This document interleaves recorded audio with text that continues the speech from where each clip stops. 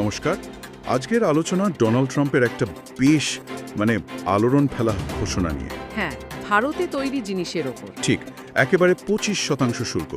তো আমাদের লক্ষ্য হলো এই হঠাৎ করে শুল্ক বসানোর কারণটা কি, বিশেষ করে ভারত রাশিয়া কানেকশনটা আর কোন কোন ইন্ডাস্ট্রিতে এর আঁচ লাগতে পারে সেটা বোঝা।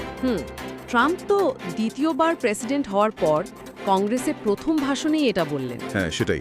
আর কারণ হিসাবে কিন্তু সরাসরি না বললেও ভারত আর রাশিয়ার যে ঘনিষ্ঠতা বাড়ছে, বিশেষ করে তেল আর অস্ত্র আমদানির দিকেই আঙুল তোলা হচ্ছে। ও আচ্ছা, রিপোর্টে তো এমনও বলা হচ্ছে যে এর জন্য আলাদা পেনাল্টির কথাও ভাবা হচ্ছে। তার মানে এটা শুধু ট্রেড ডেফিসিটের ব্যাপার নয়, জিওপলিটিক্সও জড়িয়ে আছে। একদম, সেটাই তো মনে হচ্ছে। আচ্ছা, এই 25% শুল্ক তো বিশাল। কোন কোন সেক্টরের এফেক্টটা সবচেয়ে বেশি পড়বে বলে মনে হচ্ছে? কয়েকটা বড় রপ্তানি খাতের কথা বলা হয়েছে। প্রথমেই ধরুন রত্ন আর গয়না। ভারতের মোট যা এক্সপোর্ট হয় তার প্রায় $1,000 কোটি মার্কেট হলো আমেরিকা। ভাবুন একবার, $1,000 কোটি, বাবা! তো এই বিশাল বাজারে যদি 25% ট্যারিফ বসে তাহলে তো অবস্থা খারাপ হওয়ারই কথা। শুধু লাভ কমা নয়, অনেক কারিগর হয়তো কাজও হারাতে পারেন। সিরিয়াস ব্যাপার। এটা তো গেল গয়নার কথা। এরপর কি ওষুধের বাজার, ফার্মাসিউটিক্যালস? একদম ঠিক। ভারতের বড় বড় কোম্পানিগুলো সান ফার্মা, সিপলা, ডক্টর রেড্ডিজ, এদের তো অনেক বেশ ভালো পরিমাণ আয় আসে ইউএস মার্কেট থেকে। হ্যাঁ, সেটা জানি। তো এই শুল্কের ফলে ওদের ওষুধের দাম ওখানে বেড়ে যাবে, বিক্রিও কমে যেতে পারে, নতুন ইনভেস্টমেন্টের ক্ষেত্রেও হয়তো একটু দ্বিধা করবে। আর টেক্সটাইল, বস্ত্রশিল্প? ওটাও আছে। ওয়েলস্প্যান, অরবিন্দ ফ্যাশনস, বর্ধমান টেক্সটাইলস, এদের মতো বড় প্লেয়াররাও চিন্তায় পড়বে, বিশেষ করে যারা আমেরিকার ওপর খুব বেশি নির্ভরশীল। তার মানে cotton, readymade garments, home textiles সব? হ্যাঁ, সবেতেই প্রভাব পড়তে পারে। আচ্ছা, আরেকটা জিনিস, ইলেকট্রনিক্স। ভারতে তো এখন অ্যাপেলের আইফোনও তৈরি হচ্ছে মেক ইন ইন্ডিয়ার অধীনে। হ্যাঁ, ওটাও একটা চিন্তার জায়গা। ওখানে কি হতে পারে? রিপোর্ট বলছে এই শুল্কের জন্য ভারতে আইফোন বানানোর যে গতিটা আসছিল সেটা একটু থমকে যেতে পারে। তাই?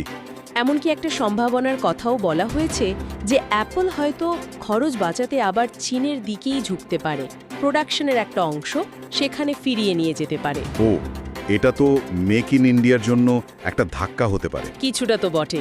আরেকটা অ্যাঙ্গেল কিন্তু খুব গুরুত্বপূর্ণ মনে হচ্ছে, তেল আমদানির ব্যাপারটা।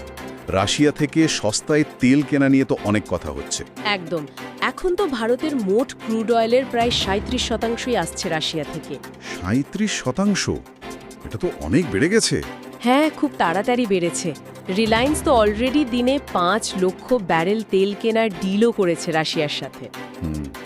তো রিপোর্টে এই আশঙ্কাও করা হচ্ছে যে যদি আমেরিকার চাপ আসে রাশিয়ার সাথে সম্পর্কের জন্য, যদি তেল আমদানিতে কোনো বাধা দেয়, তাহলে কিন্তু আইওসিএল, বিপিসিএল, হিন্দুস্তান পেট্রোলিয়াম, এমনকি রিলায়েন্সের মতো কোম্পানিগুলো সমস্যায় পড়বে।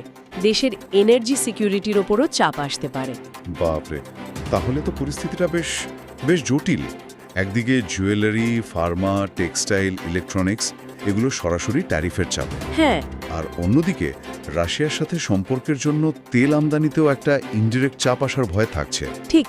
আর এই পুরোটার কেন্দ্রে কিন্তু ওই ভারত রাশিয়ার সম্পর্কটাকেই আনা হচ্ছে, অন্তত রিপোর্টটা সেভাবেই বিশ্লেষণ করছে। তবে আসল প্রভাবটা কতটা হবে সেটা বুঝতে বোধহয় আরও একটু সময় লাগবে। মার্কেট কিভাবে রিয়্যাক্ট করে, অন্য দেশগুলো কি করে, ঠিক নয়াদিল্লি কিভাবে সামলায় ব্যাপারটা, কি ডিপ্লোম্যাটিক বা কমার্শিয়াল স্ট্র্যাটেজি নেয়। এই পরিস্থিতিটা নিঃসন্দেহে ভারতের ফরেন ট্রেড পলিসির সামনে একটা বড় চ্যালেঞ্জ। অবশ্যই। আর এখান থেকে একটা ভাবনার জায়গাও তৈরি হচ্ছে, তাই না? কিরকম? যে এই ধরনের আন্তর্জাতিক চাপ কি শেষ পর্যন্ত ভারতকে বাধ্য করবে তার ট্রেড রিলেশন আরও ডাইভার্সিফাই করতে, আরও বিভিন্ন দেশের সঙ্গে ব্যবসা বাড়াতে, অথবা হয়তো উল্লাটো বাজারের উপর নির্ভরশীলতা বাড়াতে? সেটাও হতে পারে। অথবা দুটোই। আগামী দিনে এই দিকগুলোই আসলে নজরে রাখার মতো।